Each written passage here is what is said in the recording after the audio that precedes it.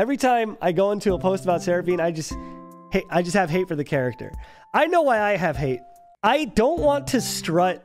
All right, this is where things are gonna get hard, okay? This is where things are gonna get hard.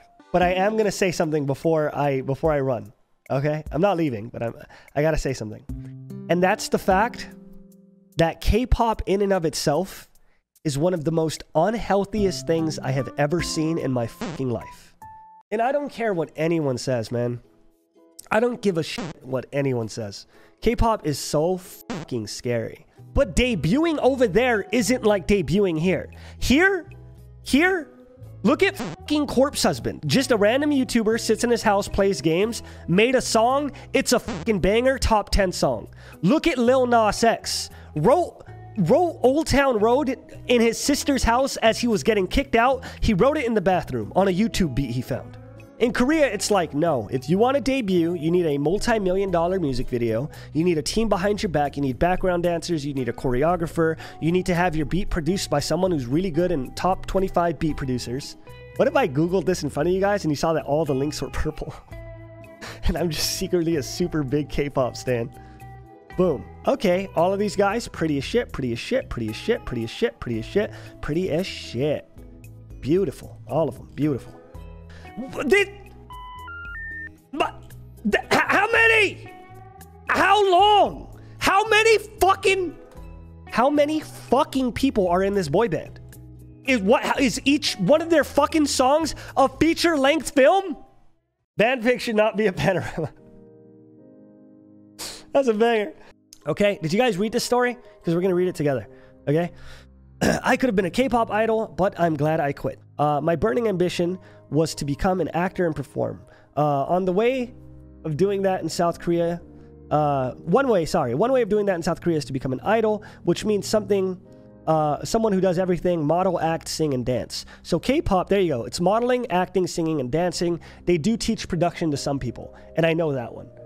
From the age of 10, I auditioned for various companies in the hope that one of them would sign me up.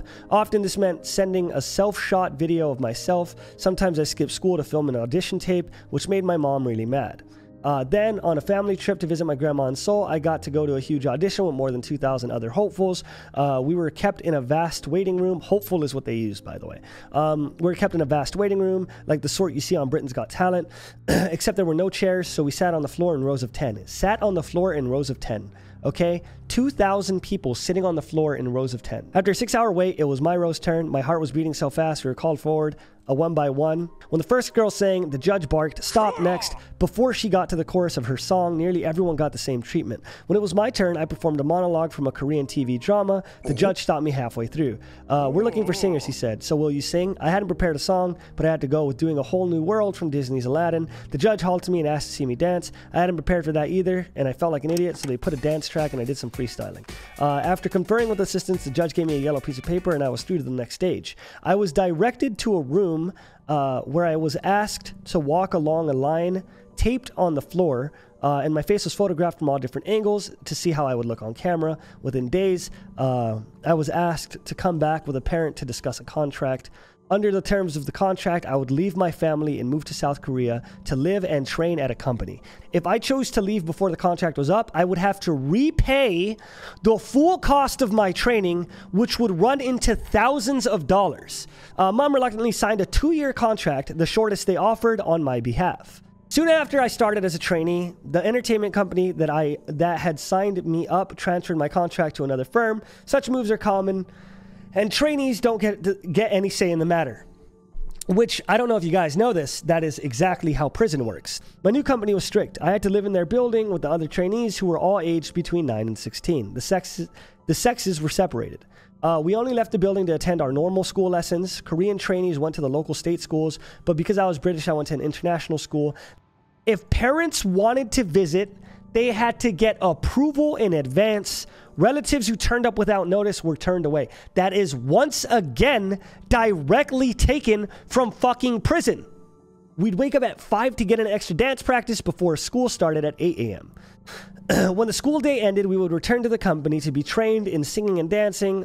Trainees would stay up practicing until 11 p.m. or later. in an attempt to impress instructors. At night, we were left to look after ourselves. We had a strict curfew to make sure we'd be back in the dorms before they locked up the building. Dating was banned, though some secretly did. Trainees were all supposed to act straight, even if they weren't. Anybody who appeared to be openly gay was ostracized by the company. Now, I don't care how much people want to fucking stan BTS or fucking hashtag blank out sold. It's fucking sad, isn't it? Hey, yeah, I don't care if you're gay. You can't act gay, because if you're gay, we're gonna fuck you over. All right? So don't even fucking act gay. The company sorted us into two main groups, kind of like a Team A and Team B. I was one of the 20 to 30 members of Team A. We were thought to have the most potential. Team B had around 200 trainees. Here's a really fucked up part, by the way. Some of them even had to pay their way into the company. They could train for years and years and years and never know if they would actually debut. The word used when someone is launched in as a K-pop performer. Hyuna was dropped from her label because she dated another K-pop star, which is so fucked up. And I don't understand how K-pop culture can brainwash so many people into not seeing this shit. How can you not see that they openly dislike gay people, that they openly destroy the lives of the people that work for them, and that they openly are very blatantly corrupt? Team A trainees slept in dorms with 4 girls to a bedroom. The regular trainees would sleep together in a huge room and had to make do with mats on a wooden floor. On a wooden floor. The regular trainees would sleep together in a huge room and had to make do with mats on a wooden floor. That part's not prison, because in prison they give you beds. Bias gets in the way of calling shit out. Bias does get in the way because this isn't the stuff that's shown. I only ever saw one Team B trainee get promoted to Team A. If Team A trainees misbehaved or complained about something, they might get threatened to be thrown out or moved to Team B. We were each given a number and a stage name in keeping with the sort of character they had picked for us. Let's see. I was given the name Dia, but our instructors would never ever call us by our numbers. But our instructors would only ever call us by our numbers. Can you imagine if instead of me saying like, hey, Kinro, how's it going? I was like, thanks, subscriber number 238. Weight was a constant obsession of everyone there. Everyone was required to be no heavier than 47 kilograms or 104 pounds. At weekly weigh-ins, your body would be analyzed by the trainer, and then they announced your weight to everyone in the room. If you were over the designated weight, then they would ration your food. Sometimes they would even take away entire meals, and those overweight trainees would be given water. They would, real quick, I just want to reiterate what we just said. If you were fatter than they wanted you to be, they would starve you. You would go to lunch, and they would give you water. They are not training soldiers. I am active duty, and at no point in my career have I been treated that poorly. My goodness. Like, think about that. Think about the fact that we have an active military man in chat. And military guy is saying, oh, fuck, I would never want to do K-pop. Mr. Alaska, number 1, thank you for your service. Number 2, my God! Starving yourself was really normalized. Some trainees were anorexic or bulimic, and many of the girls didn't have periods. It was common to pass out from exhaustion.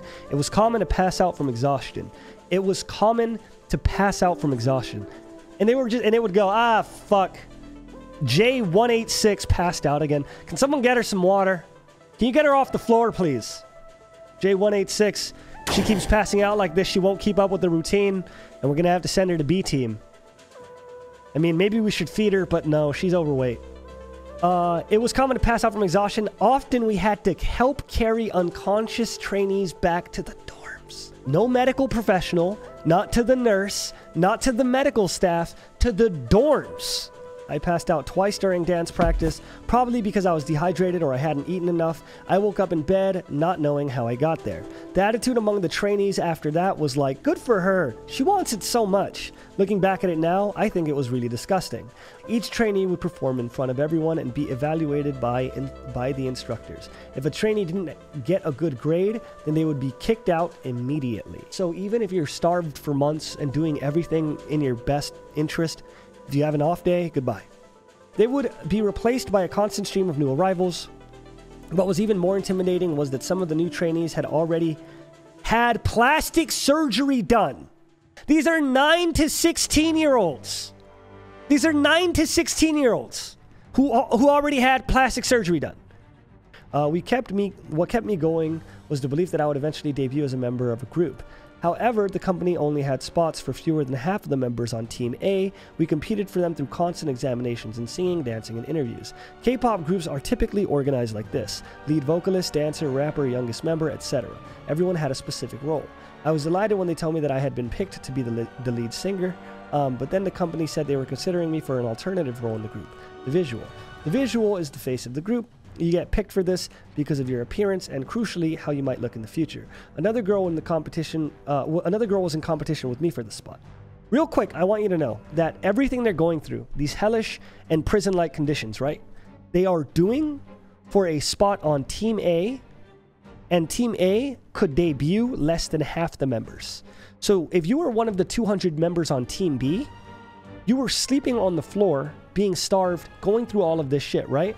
You were going through all of this shit in hopes to go to Team A. This girl was in contract for 2 years. She only saw one person. She only saw one person go from Team B to Team A. Think about that. Think about that.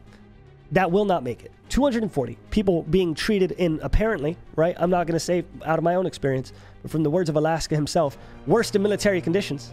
She was naturally more attractive than me, but the company predicted that if I got plastic surgery, I would end up prettier than her and would then be ready to be the visual. They said, hey, so if you get plastic surgery, right, you will end up being prettier than this one, and we could throw her away. I thought it might just be worth it if it led me to becoming an actor, but when I tried talking to the company about my ambitions, the response was, no, we think you'll fit better with this girl group. Someone senior there told me that as I was half Korean, if I pursued an acting career, then the best I could hope for was a supporting role in a TV show, because she's half Korean, because they're fucking racist. I forgot to say they're racist. You actively can't be gay, and if you're half Korean, you're fucked. I'm gonna go use the bathroom real quick. Nobody leave. You guys count to 100 again. Count to 100, quick.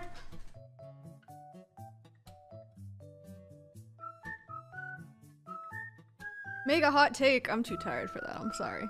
Give me like 20 minutes. Bro, why is his exposure so high? I feel like way too pale. What the heck?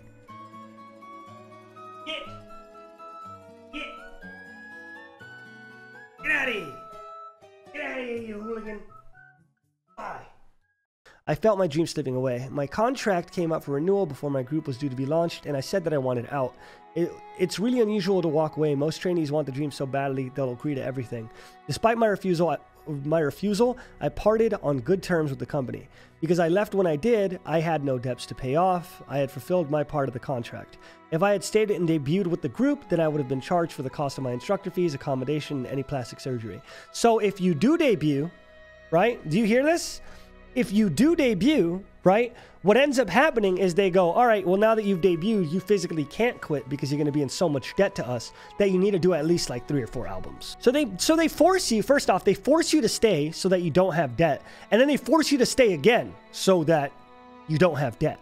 At fashion school in France, I'm really fortunate because so many trainees got dropped at 18 or finished their contracts when they're 21 and feel lost. They gave up everything to try and be a K-pop idol, but that's ended and they find themselves with no qualifications, which is so fucking depressing. As a Marine, part of our training was to learn the rules of war, and that included the treatment of prisoners in war. That is a direct violation of the Geneva Conventions, Art 26. The basic daily food ration should be sufficient in quantity, quality, and variety to keep prisoners of war in good health and prevent loss of weight of the development of nutritional deficiencies. Account shall also be taken of the habitual diet of prisoners. Wow. So it is literally against the Geneva Conventions. Sorry, I don't mean to chuckle. It's the statement I'm about to say.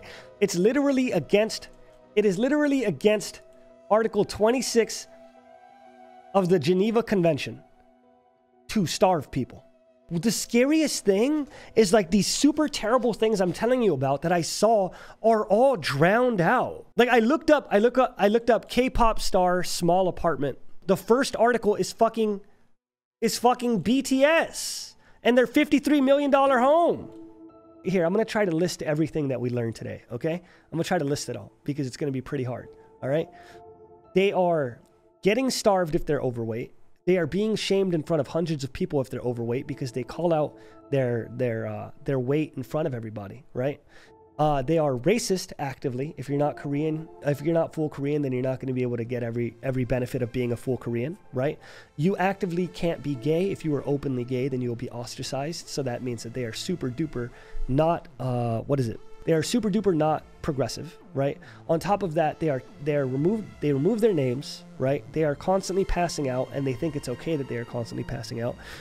There is less than a half of a 0.5% chance of succeeding in the company that girl named. Less than a half of a percent. What is that? 0.5. Let's say there's like a 0.2 chance. On top of that, there is no beds for everyone on the B team, meaning they're forced to sleep on the grounds like animals, right? On top of that, the people are working themselves so hard that oftentimes the Team B people sleep on the ground in the dance floor because the beds they do have, right, is the wooden mats that are just as bad elsewhere. So they end up sleeping in the dance rooms, right? They're actively being told to get plastic surgery, and if they don't get plastic surgery, then they won't be as good, right? They're being kicked out on testing day if they weren't tested, if they don't pass the test with flying colors. And a lot of people stay years and years and years paying their way at the company in order to succeed and don't get anywhere. Fame seems amazing. I will 100% tell you guys this. If somebody made me the offer to possibly be a superstar back when I was at my height of just rapping all day, every day, I would have taken it. And 2009, I was 17 years old. I would have taken it at 17. I would have taken it at 18. I would have probably taken it at 20. You fall in love with the idea of having a big rap song. You fall in love with the idea of having a big this or big that. You would 100% take it. As fucked up as it is, as shitty as it is, as unfortunate as it is, even if they told me to my face, hey, you're going to be broke, even if you do it, you're going to be broke. But you'll be a star, but you'll be broke. Even if they told me to my face, I would have done it. And I think that's the reason why it fucks with me so much.